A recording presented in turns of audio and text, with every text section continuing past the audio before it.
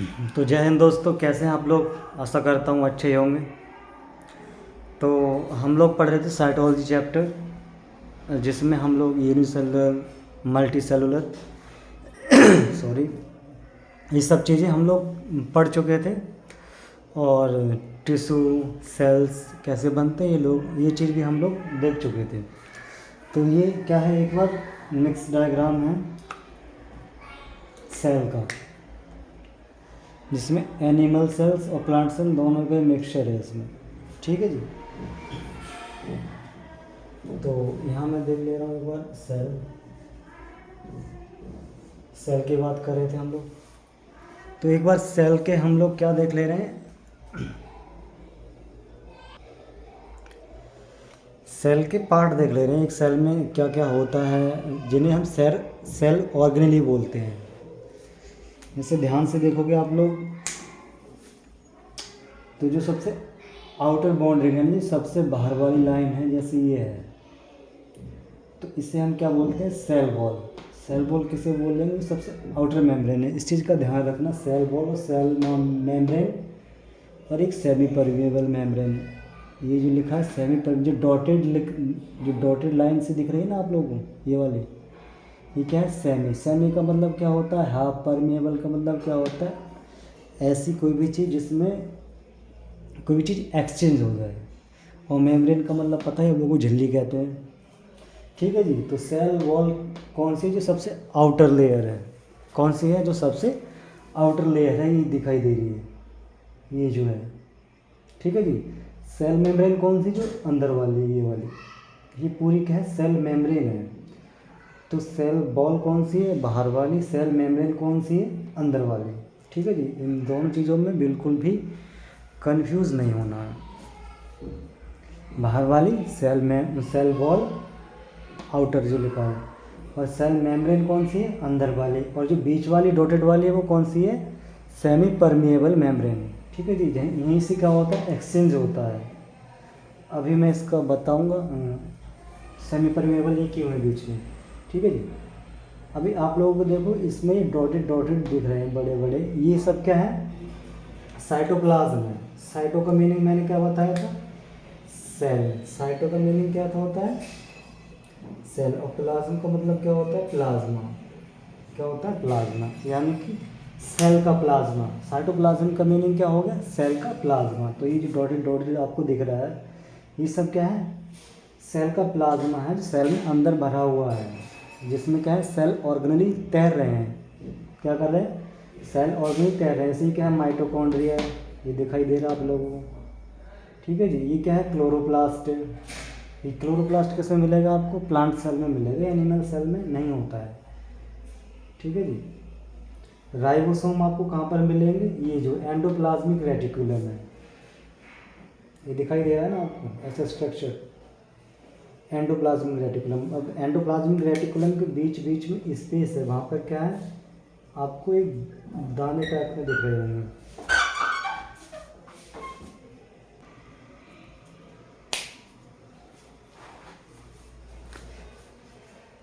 तो राइबोसोम कहाँ पर मिलेंगे, एंडोप्लाज्मिक रेटिकुलम में। ये जो बीच में स्पेस है, वहाँ पर मिल जाएगा आपको, जो डॉटेड दाने दाने से दिख रहे हैं ना, बीट टाइप, यानी कि मोती जैसे, ये क्या है, राइबोसोम्स है। कहाँ पर है ये, एंडोप्लाज्मिक रेटिकुलम में जो स्पेस है, वहाँ पर आपको क्या मिल जाएगा, राइबोसोम्स। ठीक है। ये 70S एंड 80S टाइप के होते हैं। इनकी बाद में देखेंगे जब राइबोसोम पढ़ेंगे। ठीक है। अभी इनकी क्या लोकेशन देख लो आप लोग, कौन सा सेल ऑर्गेनेलिस कहाँ पर है। ये क्या है, वैक्यूल। वैक्यूल का मतलब क्या होता है, रिक्तिका कहते हैं हिंदी में, इसे क्या बोलते हैं, रिक्तिका, यानी कि खाली जगह। एंडोप्लाज्मिक रेटिकुलम, गोल्जी बॉडीज कहाँ पर है, ये रही, जहाँ पर सेमी परमेबल मेम्ब्रेन है, वहीं पर क्या है, इंटरसेलुलर सेमी परमेबल जो स्पेस है, यानी कि यहाँ पर केवल सेमी परमेबल मेम्ब्रेन है, ना तो यहाँ पर आउटर मेम्ब्रेन होगी, ना तो इनर। ये क्या है, सेल वॉल। और ये कौन सी थी, सेल मेम्ब्रेन। सेल मेम्ब्रेन और सेल वॉल के बीच में जो डॉटेड लाइन है, वो क्या थे, सेमी परमेबल मेम्ब्रेन। ठीक है। और उसके बाहर कहाँ पर, अच्छा, ये गोल्जी बॉडीज किससे अटैच है, ये इससे, सेल मेम्ब्रेन से, है ना, इनर वॉल है ना, तो इनर वॉल को क्या बोलेंगे, सेल मेम्ब्रेन, उन्हीं दोनों को जोड़ रही है। ठीक है जी। अभी ये वाला जो पोर्शन है ये क्या है, न्यूक्लियस। तो मेन चीज़ इसी में होता है डीएनए, जीन ठीक है जी। किस में होगा ये, न्यूक्लियस में। तो न्यूक्लियस को आप जब और ज़्यादा क्या करोगे, एनालिसिस करोगे और या और ज़्यादा खींच कर देखोगे तो क्या मिल जाएगा आपको, न्यूक्लियस मिल जाएगा। न्यूक्लियस किस में होगा, न्यूक्लियस में। जैसे फॉर एग्जांपल मैं यहाँ पर बनाऊँ, जैसे ये क्या है, न्यूक्लियस है और बीच में क्या होगा इसमें, न्यूक्लियोलस। ठीक है जी, ये क्या हो जाएगा, न्यूक्लियोलस। और ये क्या है, बाहर वाला, मतलब ये पूरा क्या है, न्यूक्लियस। न्यूक्लियस के अंदर ही आपको क्या मिलेगा, न्यूक्लियोलस। और इसके बीच में आपको ऐसे थ्रेड लाइक स्ट्रक्चर मिलेंगे धागे की जैसे, जिन्हें क्या बोलते हैं, क्रोमेटिन फाइबर। क्या बोलेंगे, क्रोमेटिन फाइबर।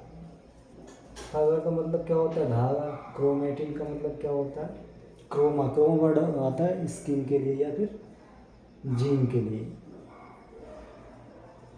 ठीक है जी। तो इतनी बात समझ में आ गई। ये जो स्ट्रक्चर है ये क्या था, न्यूक्लियस। न्यूक्लियस के अंदर न्यूक्लियोलस और उसके न्यूक्लियोलस के न्यूक्लियस की जो मेम्ब्रेन है और जो न्यूक्लियोलस है उसके बीच में क्या है, क्रोमेटिन फाइबर है, या क्रोमेटिन मैट्रिक्स भी बोल देते हैं इसे। ठीक है जी। तो मुझे लग रहा है यहाँ तक समझ में आ गया होगा। सेल की बात करें, कौन सी सेल है, मिक्स सेल है, मिक्स सेल। कौन सी, एनिमल और प्लांट दोनों की, एनिमल और प्लांट दोनों की। जिसमें क्या आती, सबसे बाहर वाली सेल वॉल, अंदर वाली सेल मेम्ब्रेन, बीच वाली क्या, सेमी परमेबल मेम्ब्रेन, बीच में क्या भरा हुआ है, क्रोमेटिन, सॉरी बीच में क्या है वो भरा हुआ है जिसमें सब सेल ऑर्गेनिज तैर रहे हैं, क्या है, साइटोप्लाज्म। साइटो का मीनिंग क्या बताया था, सेल, एंड प्लाज्म का मीनिंग क्या था, प्लाज्मा। तो सेल प्लाज्मा है एक्चुअली, जिसमें क्या तैर रहे हैं, mitochondria, chloroplast, Golgi body, endoplasmic reticulum, और एंडोप्लाज्मिक रेटिकुलम के बीच बीच में क्या भरा हुआ है, राइबोसोम्स। ठीक है जी। और क्या बच्चा, अभी न्यूक्लियस की बात करें तो न्यूक्लियस से क्या अटैच है, एंडोप्लाज्मिक रेटिकुलम। ठीक है जी। और वहीं पर क्या है, न्यूक्लियस के अंदर क्या है, न्यूक्लियोलस, जैसे यहाँ पर दिखाया मैंने। और न्यूक्लियस के अंदर क्या भरा हुआ है, क्रोमेटिन फाइबर, और लास्ट में क्या है, बीच में बिल्कुल न्यूक्लियोलस। ठीक है। तो यहाँ तक आप तो चाहें तो इसके स्क्रीनशॉट ले लो या फिर डायग्राम बना लेना, कोई इतना है नहीं कुछ। तो मैं इसे अभी मिटा के फिर एक एक करके हम लोग देखेंगे। ठीक है जी।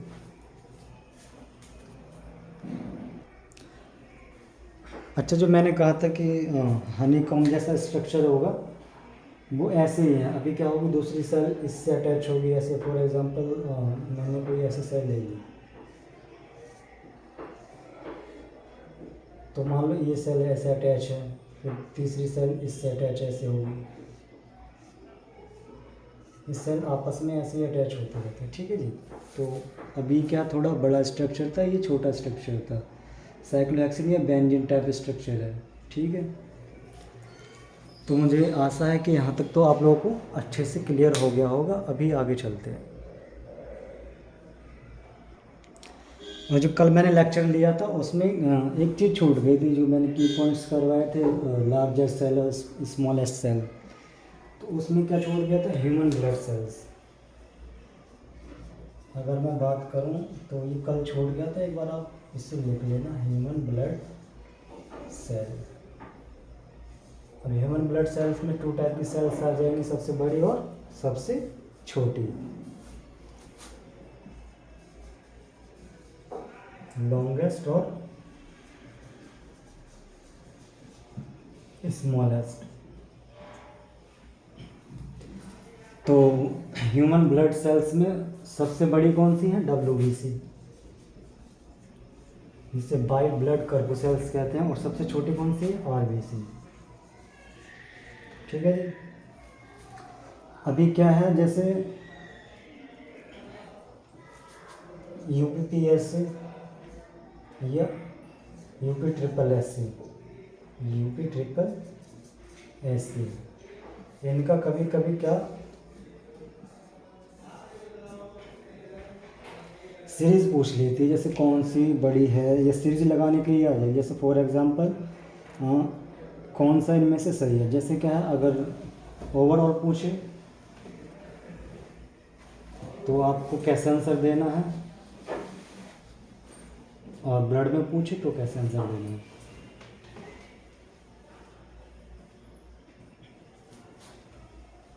सबसे बड़ी तो कौन सी होती है, ओवम, उससे छोटी कौन सी होगी, WBC, और सबसे छोटी कौन सी होगी, स्पंज।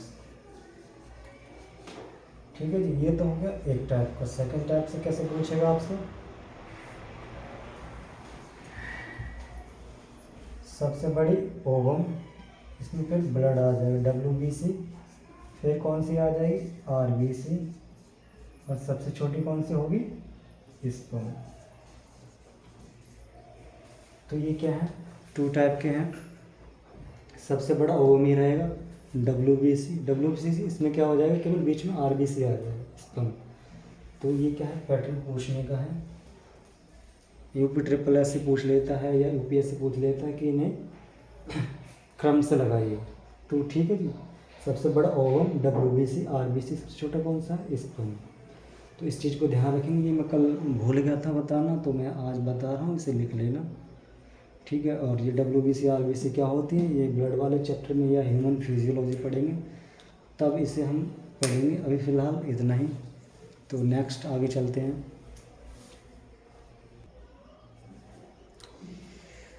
तो हम नेक्स्ट चीज़ पढ़ेंगे, टाइप्स ऑफ सेल्स। देखो, तो हमने एक टाइप्स ऑफ सेल पढ़ी थी, यूनिसेलुलर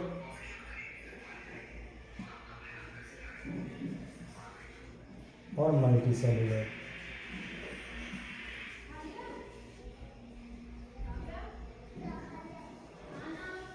अभी दूसरी टाइप्स हम कैसे पढ़ेंगे इसे, टाइप्स ऑफ सेल्स।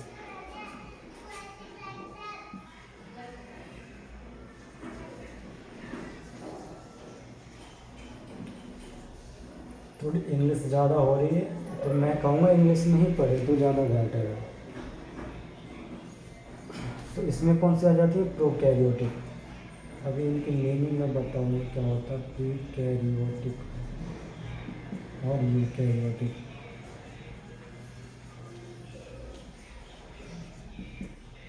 ठीक है, इसमें तो एक टाइप की सेल्स मिल जाएंगी, इसमें क्या एक से ज़्यादा की मिल जाएंगी, मोर देन 2। और टाइप्स ऑफ सेल्स में क्या हो जाएंगे, प्रोकैरियोटिक और यूकैरियोटिक। देखिए, और जब कैरी वर्ड आएगा, ये वाला कैरी का मतलब क्या होता है, न्यूक्लियस। ठीक है, यू का मतलब क्या है, ट्रू। और ये योटिक क्या लगा रखा है, एक सफिक्स लगा रखा है ना, उसमें भी है। यहाँ पर भी कैरी वर्ड आ रहा है, प्रो। प्रो का मतलब पहले या प्रिमिटिव या प्री एग्जिस्टिंग, जैसे मैं पहले ही बता चुका हूँ। ठीक है जी, तो अभी हम प्रोकैरियोटिक और यूकैरियोटिक के बारे में अच्छे से जानेंगे।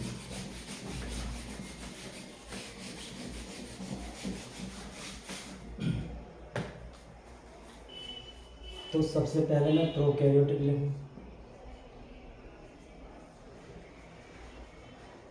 प्रोकैरियोटिक सेल्स होती है। देखिए जी, पहले तो इसमें क्या होगा, अविकसित केंद्रक होता है, यानी अविकसित केंद्रक का मतलब क्या है,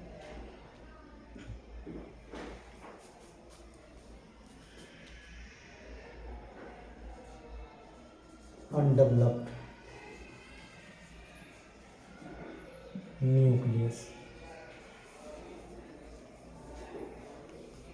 या फिर होगा ही नहीं, और न्यूक्लियस एब्सेंट। इसका मीनिंग अभी बता रहा हूँ।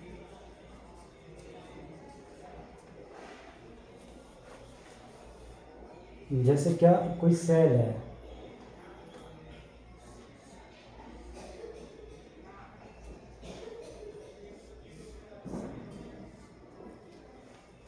ये कोई सेल है। अब सेल के पास क्या होगा, न्यूक्लियस होगा। ये क्या हो गया, न्यूक्लियस, और इसके अंदर क्या होगा, न्यूक्लियोलस। ठीक है। अब तो क्या है, प्रोकैरियोटिक सेल है, उसके पास सेल तो है ही है। अब उसका जो न्यूक्लियस है वो क्या है, अनडेवलप्ड है। मतलब अनडेवलप्ड का मतलब क्या है, वो नई सेल नहीं बना पाएगा, या फिर उसके पास क्या होगा, न्यूक्लियस है ही नहीं, यानी ये चीज़ होएगी नहीं। अगर होगी तो क्या होगी, डेवलप नहीं होगी। डेवलप का मतलब क्या है, जैसे फॉर एग्ज़ाम्पल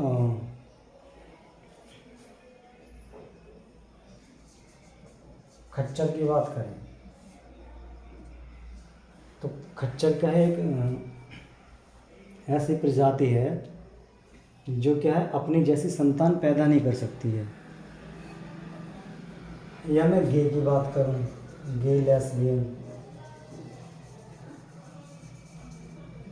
अब जो नॉर्मल आदमी होता है वो अपनी जैसे संतान पैदा कर लेता है, लेकिन जो गे हैं, लेस्बियन हैं, वो क्या संतान पैदा नहीं कर पाते, क्योंकि जो इनके रिप्रोडक्टिव ऑर्गन है या प्रजनन अंग है या ऐसे अंग जिनसे संतान पैदा कर सकते हैं, यानी कि टेस्टिस और ओवरी नहीं होती है। होंगी तो क्या होंगी, अनडेवलप्ड होंगी। ये किस में होगी, महिला में। ये किस में होगी, मेल में। ठीक है जी।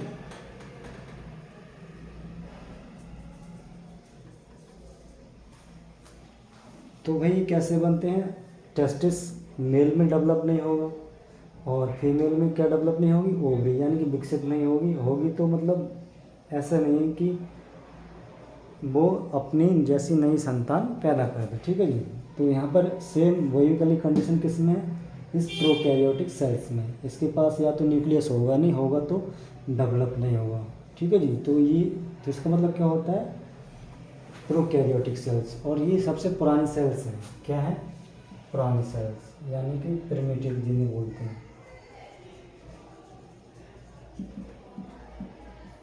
तो ये चीज़ ध्यान रखना है, क्वेश्चन बहुत ज़्यादा आता है। ठीक है जी। ये मैं कह सकता हूँ इसके पास न्यूक्लियस होगा तो न्यूक्लियोलस नहीं होगा।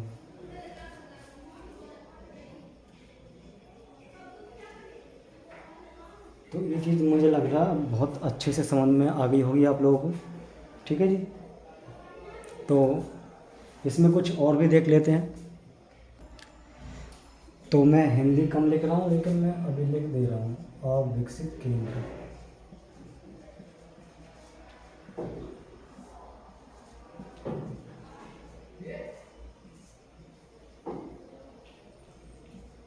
एवं न्यूक्लियस एब्सेंट, यानी केंद्रक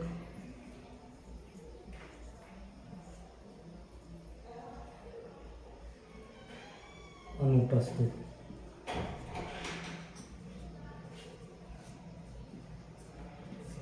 ठीक है जी। तो अगर ये प्रोकैरियोटिक है तो प्रो का मतलब क्या बता दिया था मैंने, प्री। कैरी वर्ड किसके लिए आएगा, न्यूक्लियस के लिए।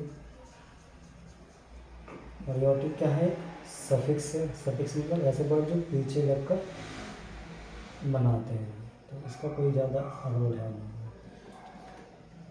और सेल्स तो आप लोगों को दिख ही रही है। ठीक है जी। और ये कैसे होगी, यूनिसेलुलर होगी अगर पुरानी है।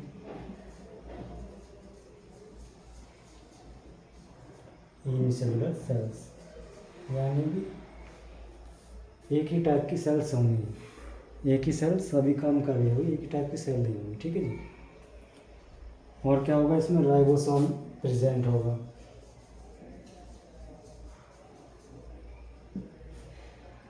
राइबोसोम प्रेजेंट है तो उसे मैं ऐसे दिखा दूंगा, प्रेजेंट को।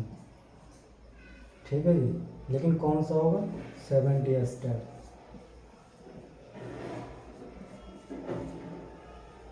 एक्चुअली ये साइंस ना एसएससी को भी कवर करेगी, यूपीएससी को भी कवर करेगी, यूपी ट्रिपल एससी को भी कवर करेगी।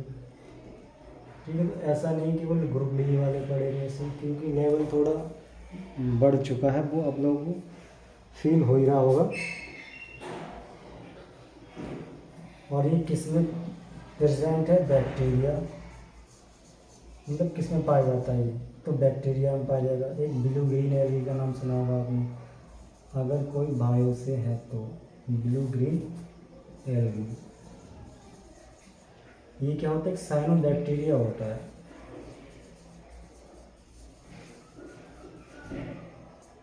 ठीक है, अभी ब्लू ग्रीन एलगी एक एलगी नहीं होता है, क्या होता है? साइनोबैक्टीरिया, यानी कि एक बैक्टीरिया का ही टाइप होता है। कौन? ब्लू ग्रीन एलगी, ना कि एक एलगी है ये।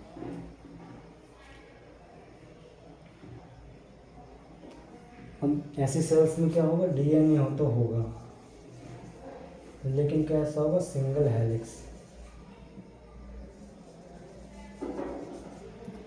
हेलिक्स का मतलब क्या है? कॉइल। कॉइल का मतलब क्या है? जैसे ये जो जैसे कोई स्प्रिंग है ऐसे,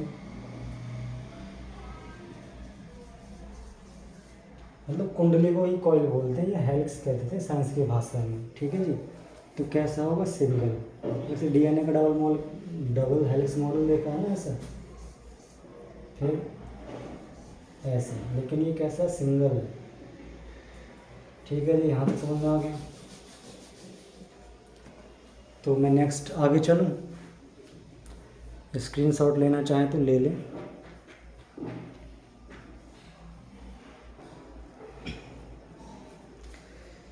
तो सेकंड कौन सा है? Eukaryotic cells.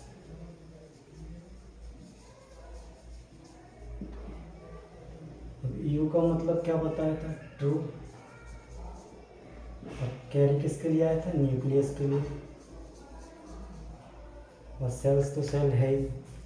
अभी इसमें क्या होगा? जैसे कोई सेल्स है, अब उसमें क्या है? एक न्यूक्लियोलस है, उसमें क्या क्रोमोसोम्स भी होंगे, और बाहर क्या होगा? ये न्यूक्लियर मेम्ब्रेन। क्या होगा ये? Nuclear membrane.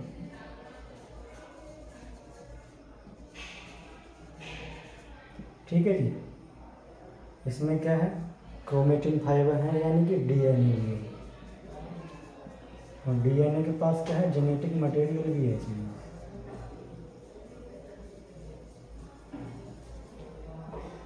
जेनेटिक मटेरियल क्या? ऐसी केमिकल या ऐसा चीज़ या प्रोटीन जो अपने फादर या मदर के जो कैरेक्टर हैं वो क्या संतान में जाते हैं। ठीक है, तो उसे क्या बोल देते हैं? जेनेटिक मटेरियल बोल देते हैं। लेकिन ये चीज़ किस में नहीं थी? प्रोकैरियोटिक सेल्स में ये चीज़ नहीं थी। डीएनए था, सिंगल हेलिक्स था, और क्या नहीं था उसमें? जेनेटिक मटेरियल था, वो नहीं था। न्यूक्लियर मेम्ब्रेन भी नहीं थी। ये चीज़ें सब थी। ये क्या है? वेल डेवलप्ड है। क्या है? वेल डेवलप्ड है, पूर्ण विकसित।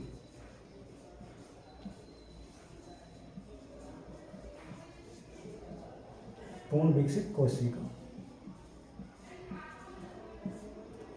तो इसे लिख देंगे वेल डेवलप्ड सेल। ठीक है जी, यहाँ तक समझ में आया। और अगर पूर्ण डेवलप सेल है तो मेचर सेल्स भी होगी। मेचर सेल का मतलब क्या है? अब ये अपनी ही जैसी नई सेल बना सकती है, लेकिन यूकैरियोटिक सेल नहीं बना सकती थी, तो उसे बोलेंगे मेचर। मेचर मतलब जैसे लड़कों या लड़कियों में जो अगर पुबर्टी आ जाती है, ठीक है, तो उससे क्या बोलते हैं? मेच्योरिटी बोलते हैं।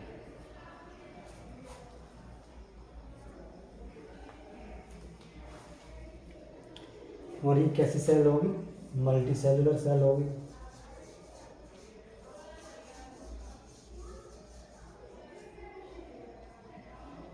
मल्टी सेलुलर सेल होगी। मल्टी सेलुलर का मतलब क्या था? इसके मतलब टिश्यू में या जो टिश्यू है वहाँ पर अलग अलग टाइप की सेल्स होंगी, यानी कि हर टाइप की हर एक काम करने के लिए अलग ही सेल्स होगी, ऐसा नहीं है। जैसे मैं बता ही चुका हूँ मल्टी सेलुलर है ना। जैसे फॉर एग्जांपल खाने के लिए अलग सेल होंगे, पानी पीने के लिए अलग सेल्स होंगे, जीभ की अलग सेल्स हैं, ब्रेन की अलग सेल है। तो क्या है, ये मल्टी सेलुलर है। तो यूकैरियोटिक सेल्स कैसे होते हैं? पूर्ण विकसित कोशिका होगी, यानी कि वेल डेवलप्ड न्यूक्लियस होगा, है ना। सेल की तो बात हम कर ही रहे हैं। सेल में क्या होगा? न्यूक्लियस यानी कि केंद्रक।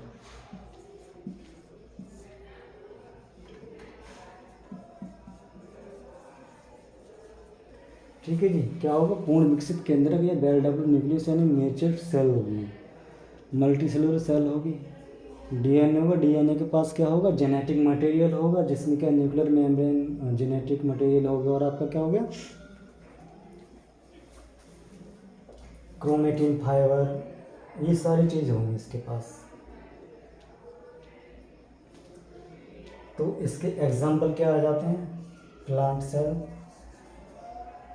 जो मल्टी सेलुलर सेल में लिखवाए थे वो सब इसी के एग्जाम्पल होंगे। Plant cell, animal cell. और प्रोकैरियोटिक सेल के एग्जाम्पल कौन से होंगे? अमीबा और बैक्टीरिया। और क्या लिखवाया था मैंने आपको? Blue green algae.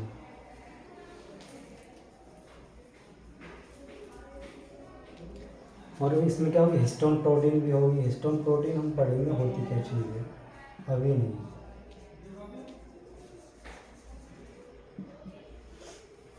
ये क्या होगी? इसमें प्रेजेंट होगी।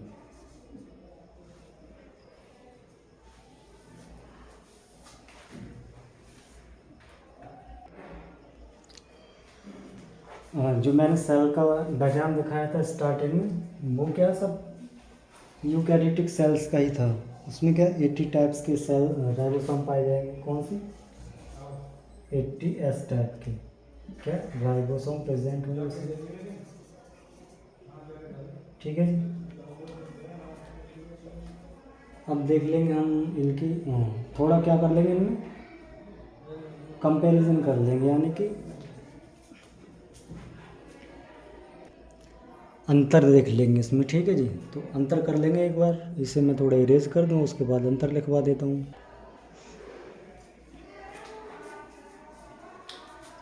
तो यहाँ पर आ जाएगा आपका प्रोकैरियोटिक,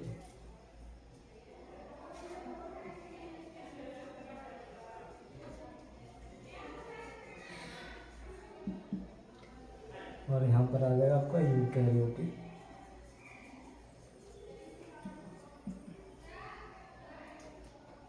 और ये दोनों में सिमिलरिटीज आ जाएगी यहाँ पर।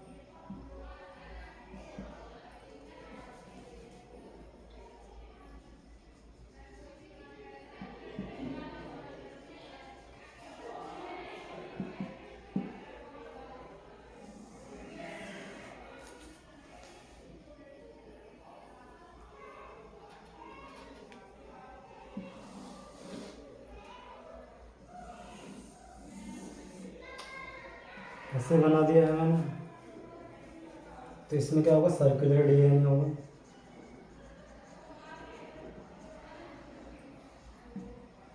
और इसमें कैसा होगा? लीनियर या पेयर्ड क्रोमोसोम होंगे।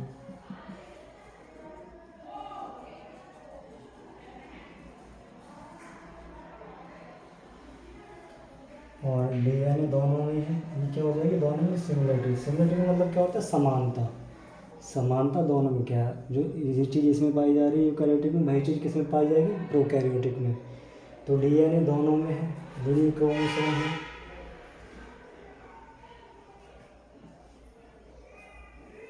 और ये कैसा है? Non nucleus.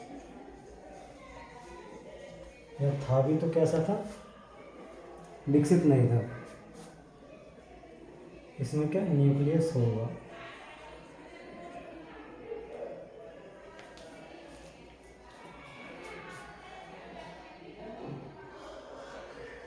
और दोनों में क्या होगी? Cell wall. ठीक है जी। एक इसका क्या है? एक्सेप्शन है, ये अपवाद है, वो मैं आपको लिखवा दूंगा। इसमें किसमें मिलेगा? ये बैक्टीरिया में। और ये बाकी जो बच्चे फंजाई एल्गी सब में यही मिलेगा। तो ज़्यादा लिखने की ज़रूरत है भी नहीं, बाकी इतनी ही है। ठीक है जी। तो सिमिलरिटीज ये है कि डीएनए और सेल वॉल और प्रोकैरियोटिक में सर्कुलर डीएनए, उसमें कैसे लीनियर क्रोमोसोम है, ये लीनियर डीएनए हो जाएगा आपका। नॉन न्यूक्लियस है, इसमें क्या है, न्यूक्लियस प्रेजेंट होगा। तो यहाँ तक अभी समझ में आ गया। अभी नेक्स्ट देखते हैं। तो ऐसे क्वेश्चन जो सेल वॉल से रिलेटेड होते हैं या सेल वॉल से संबंधित होते हैं। सेल वॉल का मतलब क्या था, कोशिका भित्ति। और कोशिका भित्ति कहाँ थी, सबसे बाहर वाली लेयर थी जो, है ना, ऐसे था ना सर।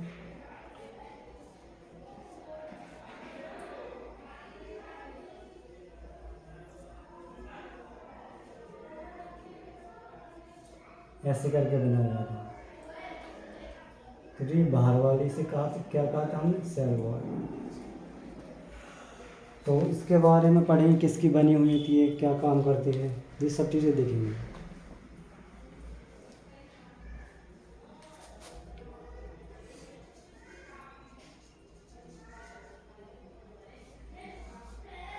पहली चीज़ तो ये प्लांट्स में किसकी बनी हुई होती है, होती भी है, नहीं होती है। तो प्लांट में सेल वॉल क्या होती है, प्रेजेंट होती है। फंजाई में होती है, और किस में होती है, एल्गी में भी होती है, और किस में होती है, इन सब में होती है। लेकिन स्टार लगा देंगे यहाँ पर। एनिमल सेल में क्या होती है, एनिमल सेल में सेल वॉल क्या होती है, अब्सेंट होती है। तो इस चीज़ का ध्यान रखेंगे। एनिमल सेल वॉल में क्या होती है, एनिमल सेल में क्या होती है, सेल वॉल अब्सेंट क्या होती है।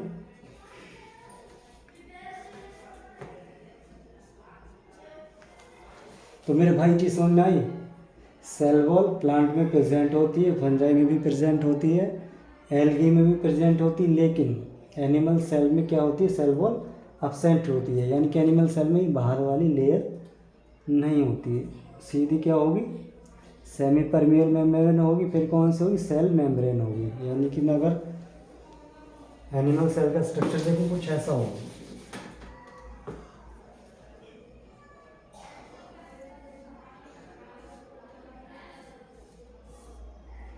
ये हो गई, और इसके बीच में जो हो जाएगी सेल मेम्ब्रेन, और अंदर वाली लेयर होगी ऐसे। ठीक है, ये कौन सी हो जाएगी, सेमी परमिएबल मेम्ब्रेन।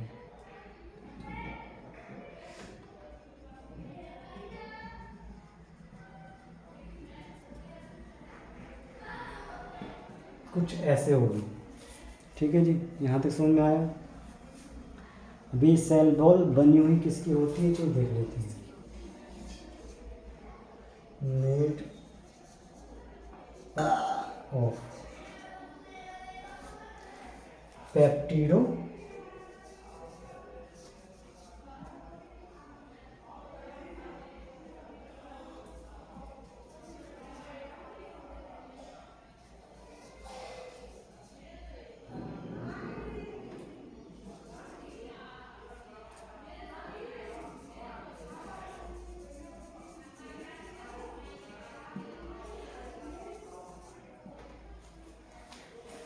तो सेल वॉल किसकी बनी हुई होती है, मेड अप ऑफ, यानी कि बनी हुई।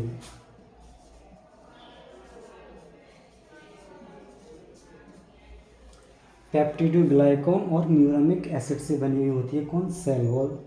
ठीक है जी, सेल की आउटर लेयर होती है। और आपने फ्लैजिला देखा होगा, फ्लैजिला में ये क्या करती है, मूवमेंट का काम करती है, मूवमेंट एंड लोकोमोशन।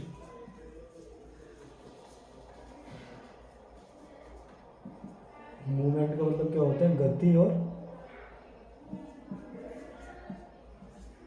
चलना जिसे कहते हैं। ठीक है, फ्लैजिला काम करता है इसमें, वहाँ पर ये चीज़ यूज होती है। जैसे फॉर एग्जांपल कोई एनिमल से, या मैं कहूँ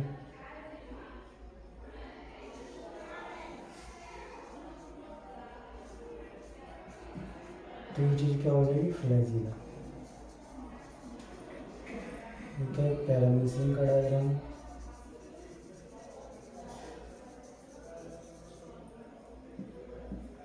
ठीक है, तो यहाँ तक अभी चीज़ समझ में आ गई होंगी।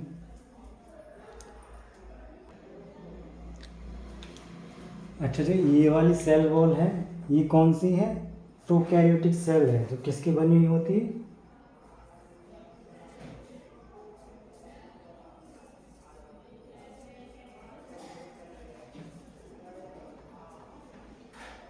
जो प्रोकैरियोटिक सेल में सेल वॉल बनी होती है वो किसकी बनी होती है, पेप्टिडोग्लाइकॉन एंड न्यूरामिक एसिड की। अब हम एक बार यूकैरियोटिक सेल्स में देख लेते हैं, जैसे क्या थी, फंजाई थी, प्लांट की थी, एल्गी की थी, ये किस चीज़ की बनी हुई होती है।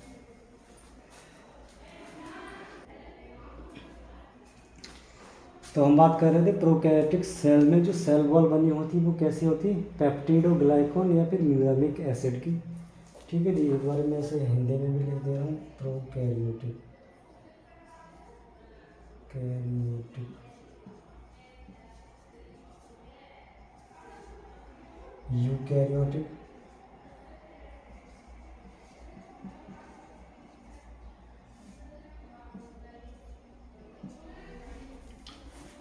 यूकैरियोटिक में सेल वॉल जो होती है किसकी बनी होती है, जो प्लांट की सेल वॉल बनी होती है वो किसकी होती है, सेलुलोज। सेलुलोज सबने देखा ही है ना। और हेमी सेलुलोज। अभी सेलुलोज क्या होता है, जैसे प्लांट में कभी दीमक देखोगे तो दीमक खाती है वो कैसे खाती है, लकड़ी। लकड़ी में क्या होता है, सब सेलुलोज ही होता है। लकड़ी किसकी बनी होती है, सेलुलोज की। जो वाइट से कलर का होता है वो क्या होता है, सेलुलोज होता है। और हेमी का मतलब हो गया हाफ।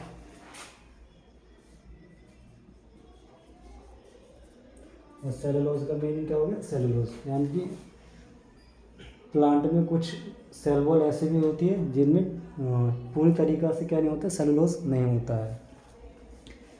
अब मैं बात करूं फंजाई। प्लांट का मतलब क्या था, पौधा या पेड़ पौधे।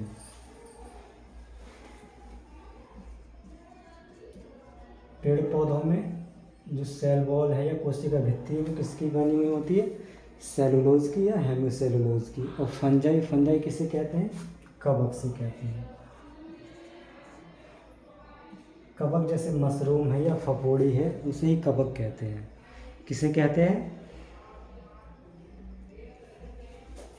फंजाई। तो इसमें किसकी बनी हुई होती है, काइटिन की।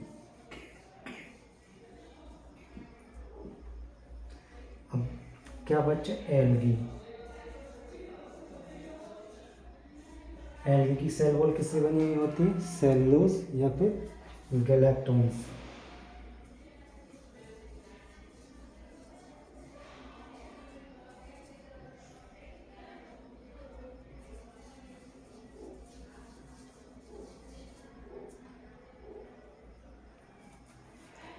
और इसमें क्या मिल जाता है, कभी कभी कैल्शियम कार्बोनेट। ठीक है जी। तो मुझे लग रहा है यहाँ तो समझ में आ गया होगा। प्रोकैरियोटिक सेल में सेल वॉल किसकी बनी हुई होती है, पेप्टिडोग्लाइकॉन की और न्यूरामिक एसिड की। और यूकैरियोटिक सेल में सेल वॉल किसकी होती है, प्लांट में सेलुलोज हेमिसेलुलोज की, फंजाई में काइटिन की, और एल्गी में किसकी, सेलुलोज गैलेक्टोन्स और कैल्शियम कार्बोनेट की। तो यहाँ तक चीज़ें समझ में आ गई। काइटिन बड़ा ये हार्ड होता है ना।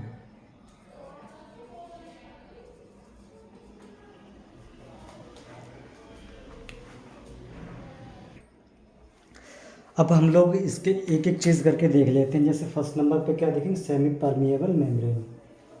क्या देखने वाले हैं हम लोग,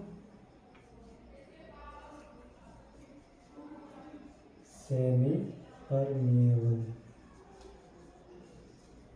मेम्ब्रेन।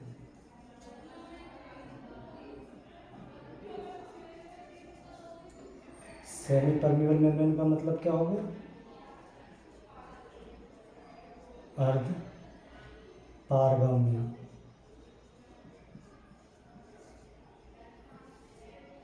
झिल्ली।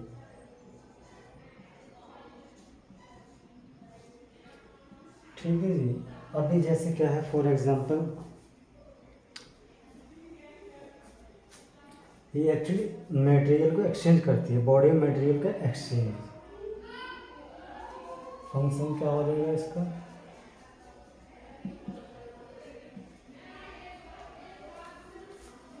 एक्सचेंज ऑफ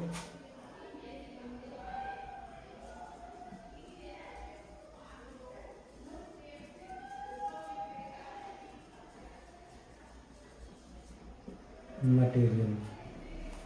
अभी जैसे लंग्स है या ब्लड की बात करूँ, जैसे ये लंग्स है, लंग्स में अंदर क्या होती है, कैपिलरी एल्विलाई होती है। क्या होती है, एल्वियोलाई। तो ज़्यादा दिक्कत होनी नहीं, जैसे क्या है लंग्स लिए मैंने,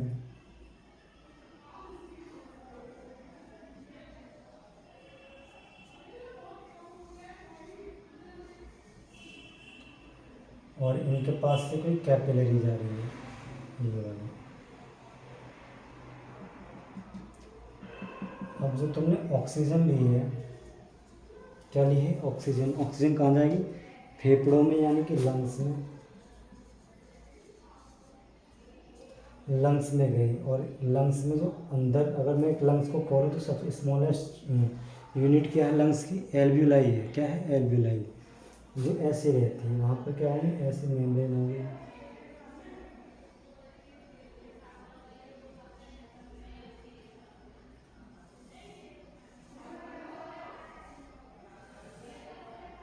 ये क्या है, ब्लड कैपिलरी।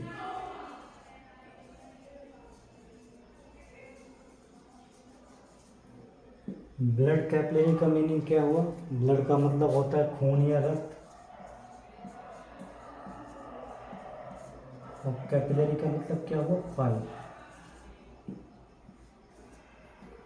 पाइप पानी भरने वाला ये, लेकिन एक मांस से बना हुआ तो इसे ब्लड कैपिलरी कह देंगे। ठीक है जी।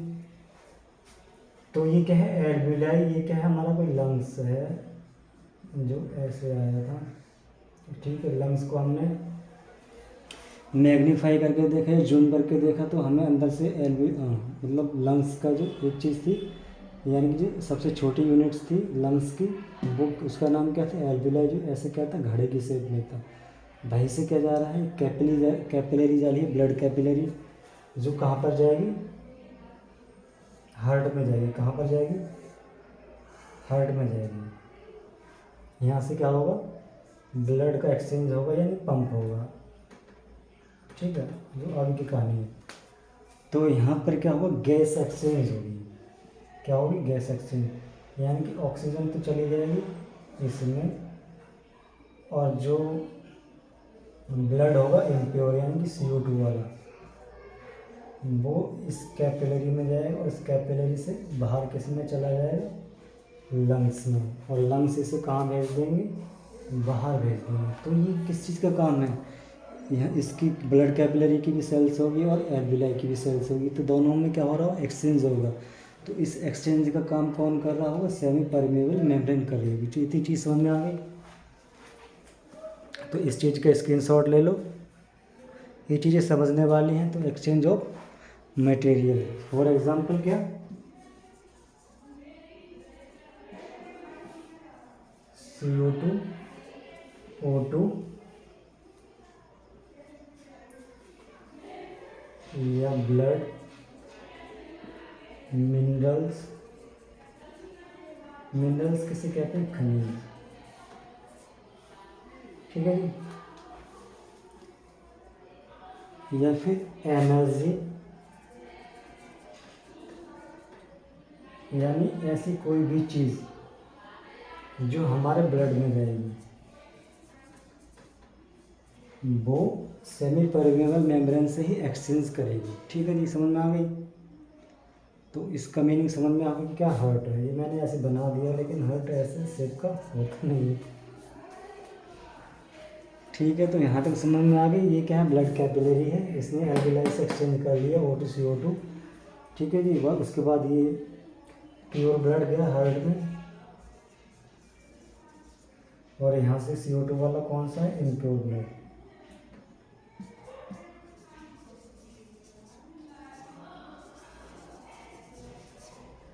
ये दोबारा कहाँ चला गया, लंग्स में यानी कि फेफड़ों में। तो ये चीज़ समझ में आ गई। इसका फंक्शन क्या है, एक्सचेंज ऑफ मटेरियल। तो अभी नेक्स्ट देखते हैं। तो अभी कोशिका भित्ति यानी कि सेल वॉल के बारे में मैं पहले ही काफ़ी पढ़ा चुका हूँ। तो इसका फंक्शन देख लेते हैं क्या होता है। फंक्शन का मतलब होता है ये क्या कार्य करती है, इसका इम्पोर्टेंस क्या है, क्यों महत्वपूर्ण है। सेल वॉल क्या होती है, जैसे हमारी बॉडी है तो बॉडी में क्या होती है, बोन्स होती है। बोन्स का मतलब क्या होता है,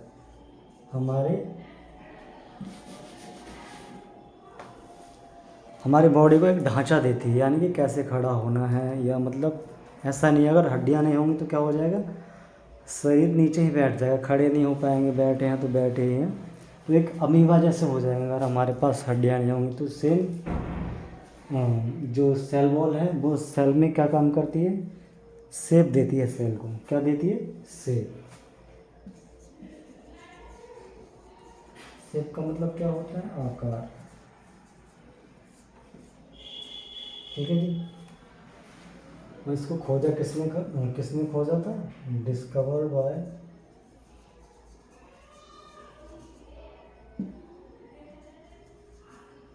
रॉबर्ट हुक।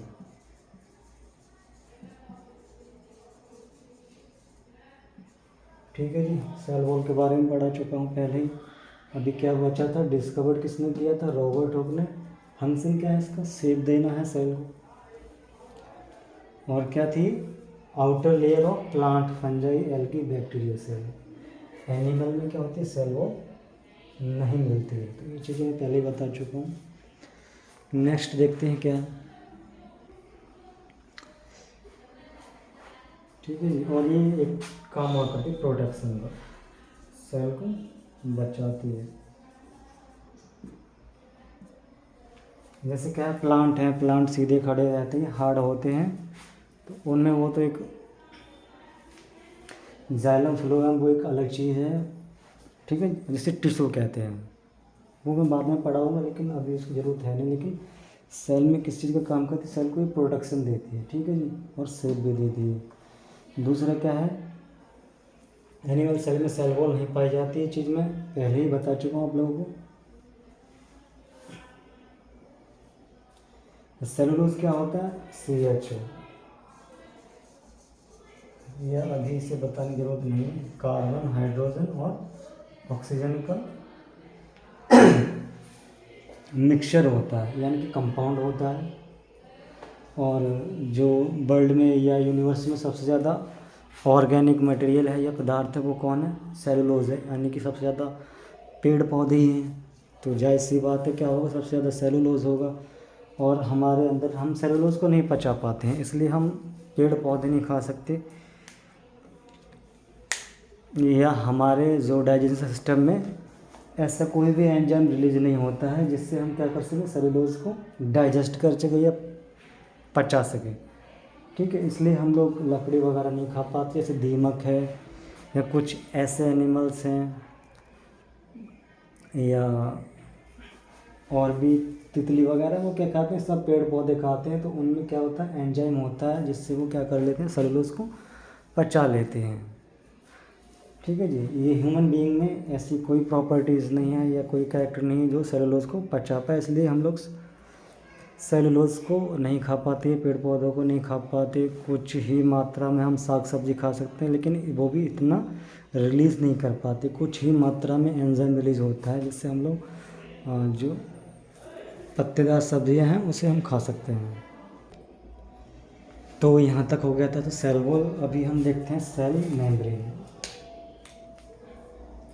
तो एक बार सेल मेम्ब्रेन के बारे में पढ़ेंगे।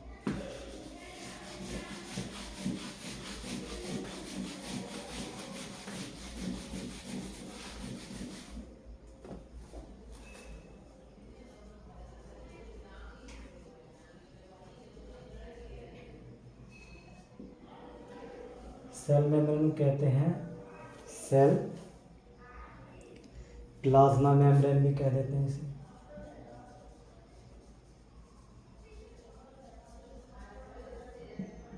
और plasma lemma, plasma lemma,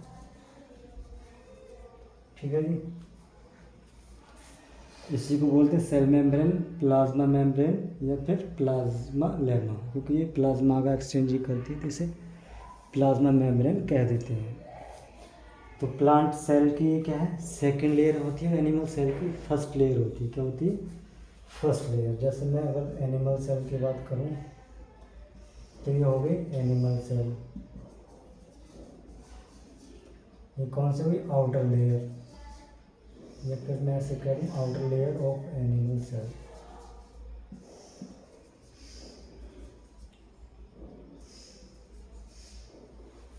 animal cell यानी कि जंतु सेल में ये क्या होती है, सबसे बाहर वाली लेयर होती है किसमें, सेल मेम्ब्रेन या प्लाज्मा मेम्ब्रेन या प्लाज्मा लेमा। अभी आप जब पढ़ोगे तो एनसीईआरटी में तो प्लाज्मा लेमा ही वर्ड जाता है, प्लाज्मा मेम्ब्रेन आती है, ठीक है जी। और प्लांट सेल में क्या होगा, ये सबसे बाहर होगी, सॉरी अंदर होगी, ये कौन सी चीज, सेल वॉल। ये किस में थी, प्लांट में।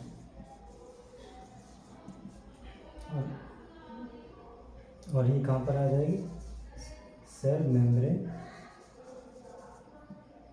प्लांट में, लेकिन ये कौन सी होगी, सेकंड वाली होगी, अंदर वाली, ठीक है जी। यहाँ तक समझ में आ गया। सेल मेम्ब्रेन एनिमल में सबसे बाहर वाली और प्लांट में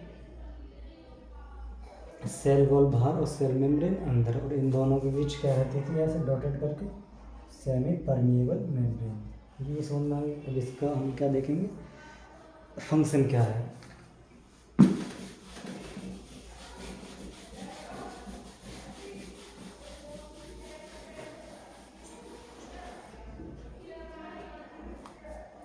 तो पहले तो हम तो देखेंगे बनी हुई किसकी होती है, ये होती है फॉस्फोलिपिड।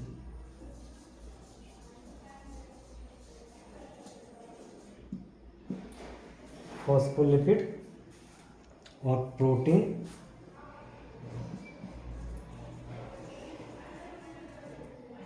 और प्लस कार्बोहाइड्रेट,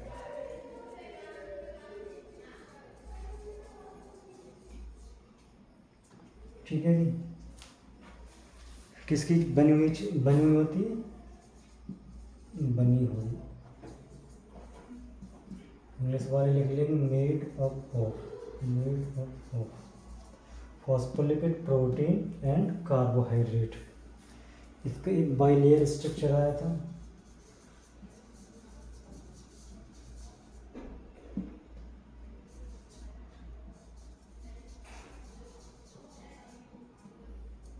बाइलेयर स्ट्रक्चर का मतलब क्या है, डबल लेयर। बाई का मतलब क्या है यहाँ पर, डबल,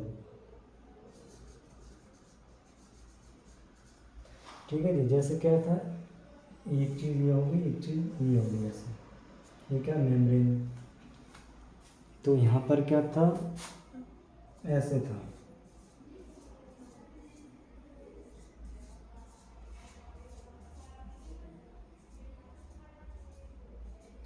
ऐसे ऐसे सब में। तो मैं इसे थोड़ा जूम कर लूँगा तो ये कुछ ऐसा दिखाई देगा, ठीक है जी। एक बीड़ की दो टांगें। तो जो इसका हेड है वो क्या है, लिपिड मॉलिक्यूल है। ये क्या है, इसका हेड।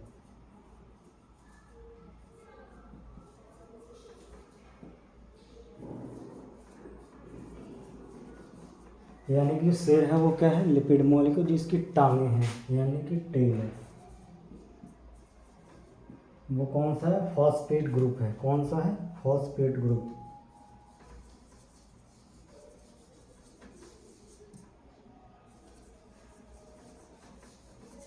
ठीक है जी, यहाँ तक समझ में आ गया। तो ये क्या था, बाइलेयर स्ट्रक्चर था जिसमें ये मेम्ब्रेन से लगे होता, जो हेड वाला एंड था वो किससे लगा हुआ था, लेयर से ही लगा हुआ था। लेकिन कौन सा था ये, लिपिड लेयर हेड वाला, टेल वाला कौन सा, फॉस्फेट ग्रुप, इसे PO4 ग्रुप बोलते हैं, ठीक है जी। इसकी थिकनेस कितनी थी टोटल,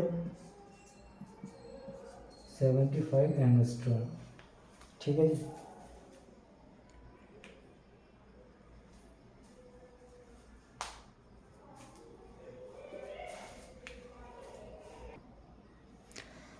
और एनिमल सेल में क्या करती है चीज़,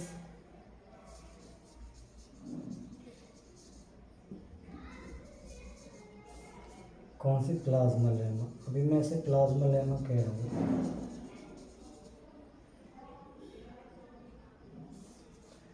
मटेरियल एक्सचेंज का काम करती है। मटेरियल एक्सचेंज बताया था ना क्या होता है, जो लंग्स और ब्लड कैपिलरी वाला एग्जांपल दिया था। तो ये समझ में आ, सेल मेम्ब्रेन को क्या बोलते हैं, प्लाज्मा मेम्ब्रेन भी कहते हैं, प्लाज्मा लेमा भी कहते हैं। किसकी बनी होती है, फॉस्फोलिपिड, प्रोटीन और कार्बोहाइड्रेट। इसमें एक बाइलेयर स्ट्रक्चर दिया था जिसकी थिकनेस कितनी होती है, यानी कि मोटाई सॉरी 75 एंगस्ट्रॉम। लेयर का जो हेड होता है उसे लिपिड मॉलिक्यूल कहते हैं, जो नीचे वाली होती हैं दो टांगें ऐसे करके उसे टेल एंड कहते हैं, जिस पे फॉस्फेट ग्रुप लगा हुआ होता है, या PO4। और एनिमल सेल में इसका क्या काम है, मटेरियल एक्सचेंज ऑफ मटेरियल, यानी कि मटेरियल का या पदार्थ का बदलाव करना। एक्सचेंज का मतलब, अब इसके बारे में हम कुछ और भी जानकारी देख लेते हैं। जैसे क्या, इसका आर्टिफिशियल मॉडल यानी कि कृत्रिम मॉडल। तो मैं इसे एक बार लिख देता हूँ।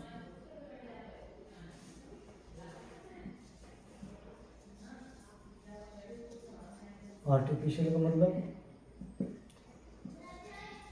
मनुष्य का बनाया हुआ। इसका नाम क्या था, fluid mosaic model. Fluid mosaic model, ठीक है जी। प्लाज्मा मेम्ब्रेन का आर्टिफिशियल मॉडल बनाया था फ्लूइड मोज़ेक मॉडल। यही स्ट्रक्चर मॉडल था। और किसने बनाया था ये, और ये दिखने में कैसे दिखाई देता, सैंडविच टाइप, सैंडविच मॉडल या सैंडविच लाइक, ठीक है जी। बनाया किसने था, सिंगर एंड निकोलसन।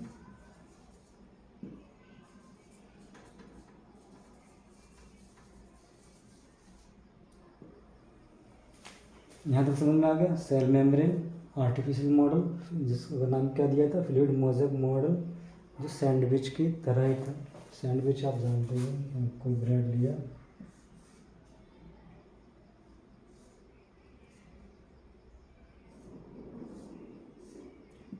तो ये दो सैंडविच के बीच ऐसे बना दिया था, तो इसे बोल देते थे सिंगर एंड, और किसने बनाया था, सिंगर एंड निकोलसन।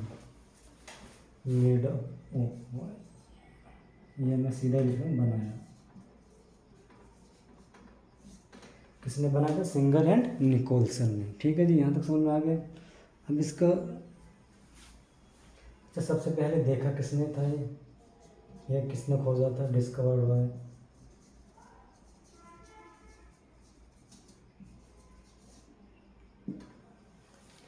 क्या नाम था इसका, ग्रैंडेल,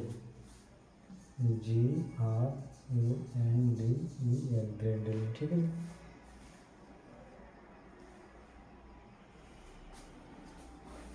अब इसका नोमेनक्लेचर देख लेते हैं। वैसे आएगा नहीं क्वेश्चन ग्रुप डी में, तो बिल्कुल भी नहीं आएगा, लेकिन मैं एक बार बता दे रहा हूँ। 3 लोगों ने इसका नाम दिया था ना, सेल मेम्ब्रेन, और दूसरा कौन सा था, प्लाज्मा मेम्ब्रेन, और दूसरा क्या था, प्लाज्मा लेमा।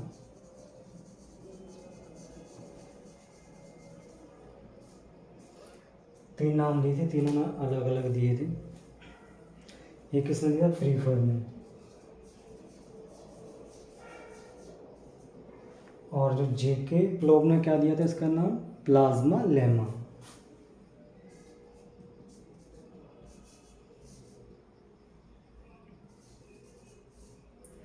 और प्लाज्मा मेम्ब्रेन किसने दिया था इसका,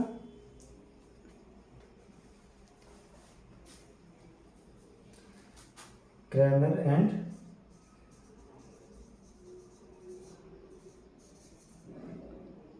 नगेली, ठीक है जी। ये सबसे पहले क्रैमर ने देखा था और डिस्कवर किसने किया था? Kramer and Novelli. मैंने गलत लिख दिया था, एक बार इसे सही कर लेना। यही क्वेश्चन जा रहा था, डिस्कवर्ड बाय क्रैमर एंड नोवेली। तो सेल मेम्ब्रेन किसने नाम दिया था? प्रीफर ने। प्लाज्मा मेम्ब्रेन किसने नाम दिया था? Kramer and Novelli. और प्लाज्मा लेमा किसने किया था? जेके प्लॉक ने। ठीक है, तो यहाँ तक समझ में आ गई थी चीज़। ठीक है जी। तो प्लाज्मा मेम्ब्रेन का स्ट्रक्चर दिया था, artificial structure fluid mosaic model है जो सैंडविच लाइक था। इसे किसने बनाया था? इसे सिंगर एंड निकोलसन ने। इसे खोजा किसने था? क्रैमर एंड नोवेली ने। सेल मेम्ब्रेन नाम दिया था प्रीफर ने। प्लाज्मा मेम्ब्रेन किसने नाम दिया था? क्रैमर एंड नोवेली ने। और प्लाज्मा लेमा किसने दिया था? जेके प्लॉक ने। ठीक है, यहाँ तक समझ में आ गई सारी चीज़ें। इससे पहले क्या बताया था? एक स्ट्रक्चर था ऐसा,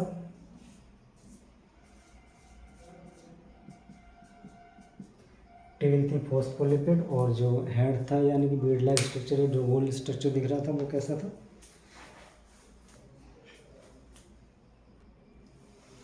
जिसका हेड था वो कैसा था? लिपिड। और जो टेल थी वो कैसी थी? फॉस्फेट। ठीक है जी, यहाँ तक समझ में आ गया। तो आई थिंक इतना ही रहने दूँ या 1 घंटे की हो गई क्लास? चलो देखता हूँ। जैसे क्या था, एक सेल का स्ट्रक्चर था,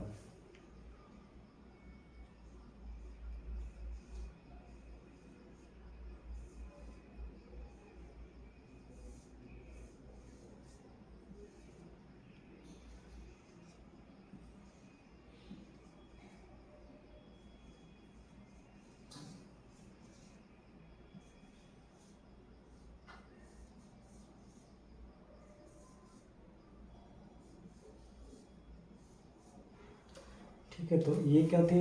इसकी लेयर हो गई, आउटर लेयर सेल वॉल, बीच वाली जो डॉटेड है वो कौन सी थी? Semi permeable membrane. और जो अंदर वाली थी उसे क्या कहा था? सेल मेम्ब्रेन, जिसकी हमने अभी बात की थी। हम जो इसके अंदर होंगे यहाँ पर,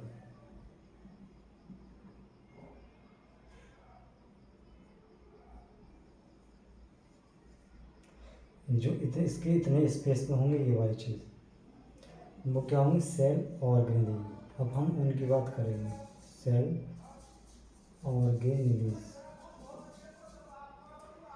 ठीक है जी, यहाँ तक समझ में आ गई। यानी कि कोशिका के अंग।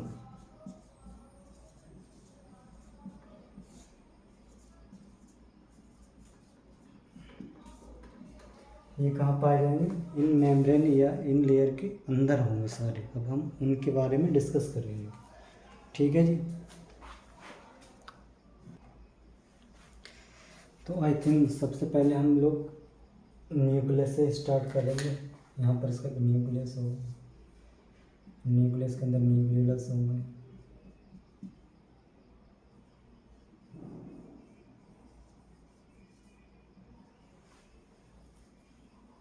तो मुझे लगता है अगली क्लास में पढ़ाऊंगा मैं न्यूक्लियस, क्योंकि ये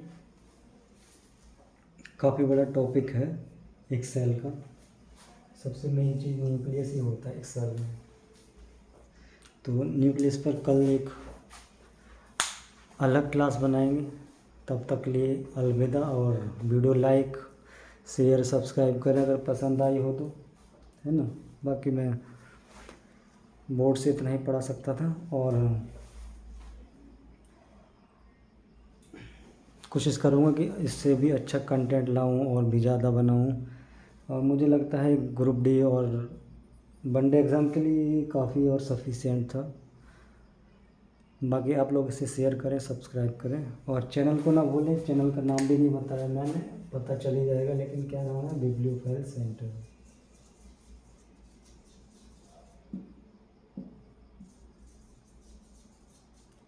ठीक है सर, तो इस चैनल को सब्सक्राइब कर लें अगर अभी साइंस पढ़नी है जो रेलवे में आ रही है।